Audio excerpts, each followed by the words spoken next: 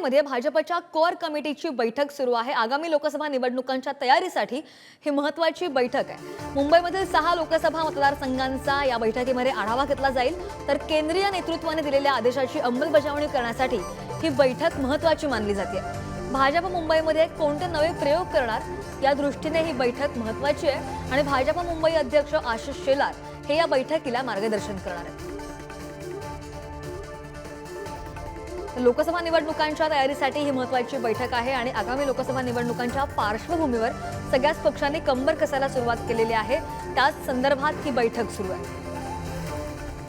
मुंबईमध्ये भाजपच्या कोअर कमिटीची बैठक आताही सुरू आहे आणि नक्कीच आगामी लोकसभा निवडणुकांच्या तयारीसाठी ही बैठक आहे। या संदर्भात अधिकचे अपडेट घेऊन आमचे प्रतिनिधी ओम देशमुख जोडले गेलेले आहेत। ओम, आपण पाहतोय बैठक सुरू झाली आहे, 6 लोकसभा मतदारसंघांचा आढावा घेतला जाणार आहे। कोणकोणत्या महत्त्वाच्या मुद्द्यांवर चर्चा होणं अपेक्षित आहे? निश्चितच आपण पाहू शकतो की मुंबई भाजपची कोअर कमिटीची बैठक सुरू झाली आहे। लोकसभेच्या अनुषंगानं या बैठकीला महत्त्व आहे।